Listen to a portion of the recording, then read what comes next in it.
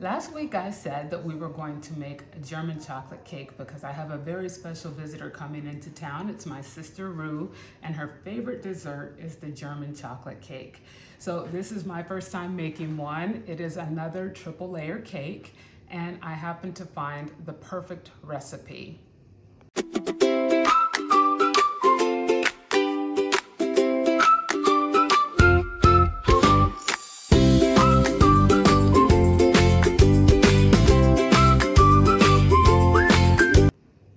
Welcome back to the Old Recipe Kitchen.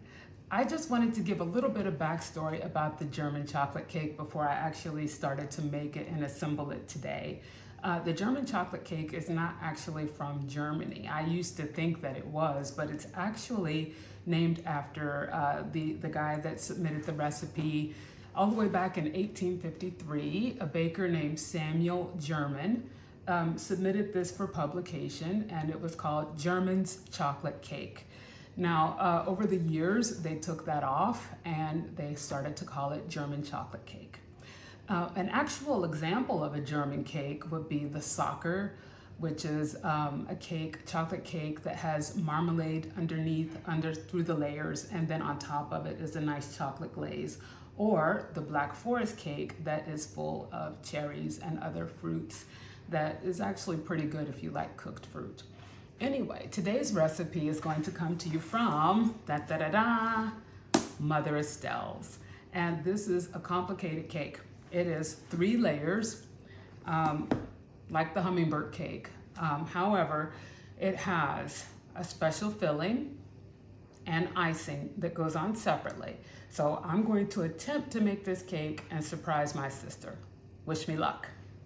Okay, the recipe calls for 1 cup of butter and 2 cups of sugar that have to be mixed together until fluffy.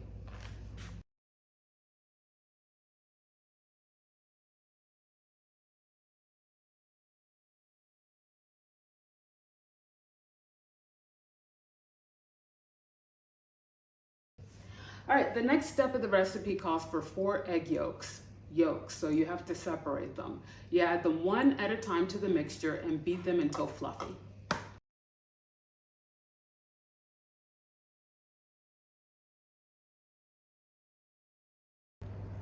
All right, so the next step is to add 4 ounces of melted chocolate into the egg mixture along with 1 teaspoon of vanilla.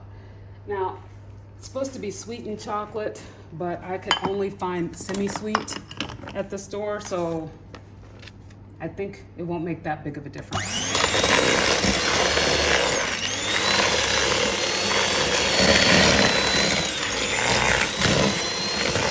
Now that we have added and mixed our chocolate, we have to add 2 1/4 cup of flour, 1 teaspoon of baking soda, and half a teaspoon of salt. All of it has to be sifted together, and then it has to be added alternatively with 1 cup of buttermilk. So you add a little bit of this and a little bit of that until it's all mixed together. So as I mentioned before, we have 4 separated eggs. We use the yolks for the cake mixture. Now the egg whites have to be beaten until they're nice and fluffy, and then we're going to fold it into the chocolate mixture that we just mixed.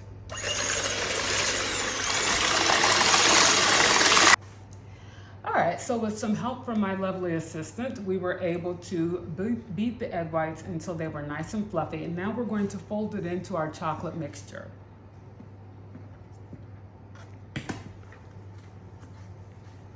There's a reason why I usually just buy this cake instead of making it, but it's not every day you have a special guest coming, so you have to, it's always tasting better from home, and you can always find a good recipe in a book.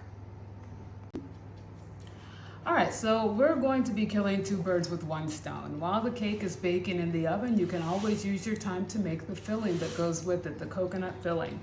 So that calls for 1 cup of evaporated milk, 1 cup of sugar, 3 large egg yolks,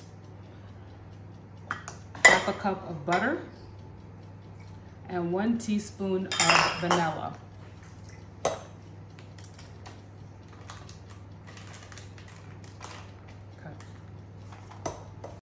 All right, so we've added our ingredients for part of the custard filling. The filling that goes into the German chocolate cake has to be cooked until it thickens. The recipe says it takes 12 minutes, but I don't believe it's going to take that long. We'll see. We definitely don't want it to taste like scrambled eggs. So as soon as it starts to thicken, I'm gonna turn it off. All right, so it did take about 11 or 12 minutes for the filling to start to get thicker. Once it cools off, you can add the remaining mixture, which is 1 1/3 cup of coconut and 1 cup of pecans. But it has to be cool first, which could take at least 30 to 40 minutes. All right, the cakes are out of the oven. However, I do think I may have made a mistake. They cooked extremely fast. I'm talking they were supposed to be in there for 30 to 35 minutes, and I had to take them out after 20. I think the reason that this happened is because I probably used too many egg whites. The recipe didn't specify what to do with the other 3 that were supposed to go into the custard, so I used it for the cake, which I think caused it to bake very quickly. Luckily, I was able to take them out of the oven before it burned. Maxine was running hot today. Anyway, while the cakes are cooling and the custard is cooling, we can go ahead and make our frosting. So the frosting recipe calls for 16 ounces or 1 pound of confectioner's sugar, 2 tablespoons of vanilla, 1/3 a cup of corn syrup, 2/3 a cup of cocoa powder, 1/3 a cup of milk, and 1/2 cup of butter. So I'm going to combine these ingredients and then I'll see you at the mixer. The last ingredient I forgot to tell you that goes into the frosting is 1/4 a teaspoon of salt. And here we go.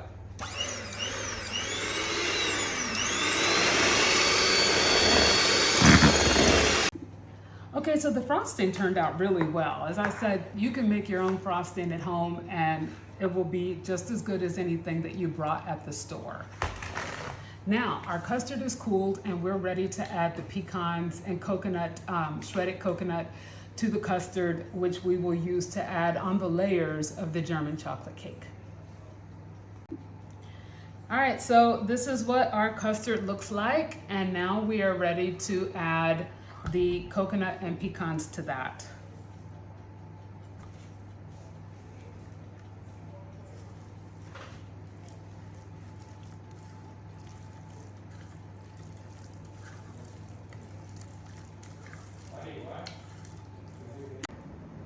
All right, welcome back.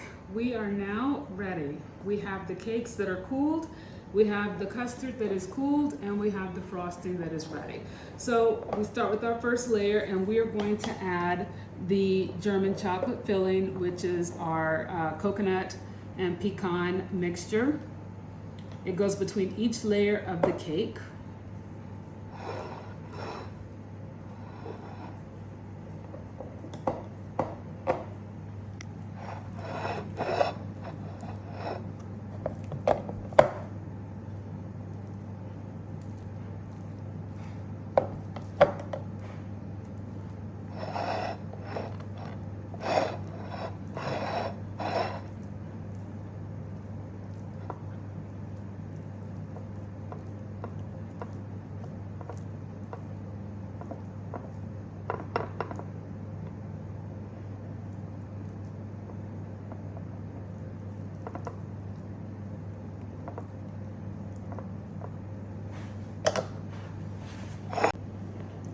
All right, so we've got the filling in between the layers, and now we're going to add some on top.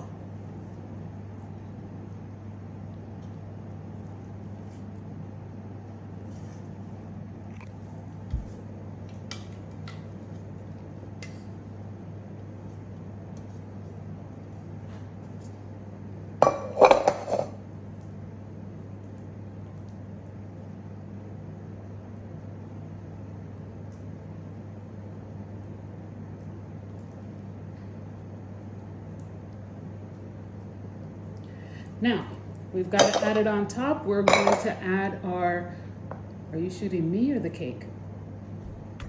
All right, so we've got all of the coconut on top. And now we are going to add our chocolate frosting to some of the top and also the sides of the cake. And it'll cover up any imperfections that we have. And we're back. We have iced the cake. It is not perfect. It probably would have been better, you know, hindsight is 2020, if I had actually shaved some of the cake to make all 3 layers equal, but it's homemade and it's made with love. And so as you can see, I added a little bit of decoration around the top to surround the coconut pecan custard on the top of the cake. And so it looks okay. I think it'll taste good. Just keep in mind, disclaimer, I am not a professional baker, okay? It's just something I like to do from home. I like to find recipes in books. And I also enjoy reading comments. So if you leave me a comment and you have a suggestion about a book that you want me to look at or a recipe you want me to try, please like and subscribe below. I'd also like to give a shout out to my producer, Gigi, who was extraordinarily helpful in making this cake because it really is a 2-person cake. And last but not least, Mother Estelle, who has fantastic recipes in here. If you can find this book, I highly recommend it.